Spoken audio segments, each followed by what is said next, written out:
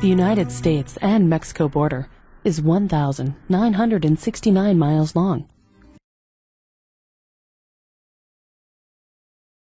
The employees working for these agencies not only have to protect the land and serve the public, but also have to deal with a unique situation, a tremendous amount of drug smuggling and illegal immigration in a harsh desert environment. These illegal activities pose a very real threat to employees. Illegal immigration. Let's take a look at drug smuggling. Any place that you go along the border, you'll find a lot of smuggling activity, a lot of cross-border illegal activity. We have cartels that smuggle narcotics into the United States from Mexico in this area, and these people have historically shown themselves to have no concern for human life. So they're trying to move through as quickly as they can. They move very, very quickly. They often have a couple of people that are carrying food and water for them, and almost all of them have weapons of some kind. They have scouts on the hills above that will be radioing if they see any law enforcement in the area so that they change their route. They do not want to be caught. It's a felony that they're committing, and they often, when they're detected, they'll often run. They hide their drugs and hope to come back to them potentially.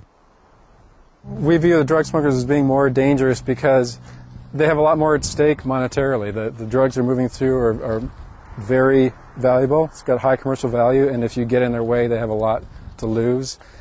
We also know that a lot of them, or a certain percentage of them, are armed, so they're a lot more potentially dangerous than illegal migrants. And then there's also the knowledge that some of them are on drugs at the time that they're moving the drugs, and it could be something that makes them extra aggressive and less rational, methamphetamines and who knows what else. So their behavior, you can't predict it to be a rational response to just encountering you out in the backcountry. Historically, the drug and the human trade has been separate, but right now we're seeing more of a trend for the drug cartels to be controlling the cross-border human trade as well. We've seen instances where they will send a vehicle loaded with humans across, and we'll all drive over and catch it, and then while the agents are occupied with that, they'll send in a load of narcotics in the same area directly afterwards, and yeah, they're all tied together. Now let's turn to the other major problem on the border, illegal immigration. It includes the illegal immigrants themselves and the people who smuggle them for money, known as coyotes.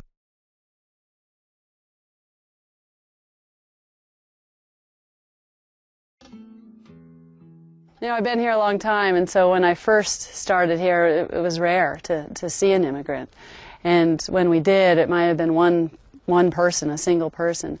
These days, it's common to see 20 to 50 to even 70, alongside the road that Border Patrol's apprehended. Virtually every cross-section that you can think about, everything from young kids basically and moms, all the way through to very elderly people. It's not uncommon to have people in a group that of undocumented immigrants that might be 75 or 80 years old that are coming across. And so you get every cross-section that you can imagine, and this particular area here has got more of what the Border Patrol calls OTMs, other than Mexicans. So they're Guatemalans, and they're from all over the world that come through this particular area. From what we understand, there's a lot of money involved. Prices that we've heard at this point are anywhere from $1,200 on up, depending upon the type of transportation you're going to get once you get into the United States. There's a lot at stake, and so people are, they're going to do whatever they have to do to get through, because sometimes their life savings. Often people actually don't even have the funds when they get here. They become indentured servants to their coyotes until they can make that money, and the coyotes will threaten their families until they get that money. Well, the coyotes are the people, the smugglers, who lead people through the park, through this area, and lead them north. They're often the ones who arrange for the whole transportation cycle for the people to move into the United States. So it can involve leading them through on foot and also then getting them to a vehicle or a safe house or anything like that. They usually carry weapons of some kind, either guns or knives, and they almost always have cell phones, sometimes radios, and they often, when they're caught, will try to get rid of those things and blend in with the rest of the group and not identify themselves as a coyote. The potential is that they could try to protect themselves or try to get away by injuring somebody who's trying to get in their way, and that potential is very, very high.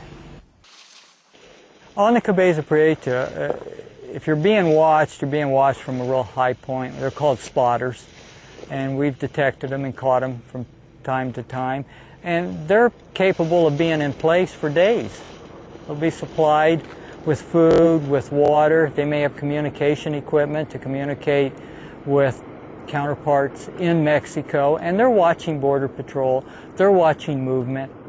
Are you being watched all the time? We don't know. But sometimes we're surprised at what we do find out there. And they do come equipped with night vision goggles, with radio contact, camouflaged up on some of these high points and mountaintops.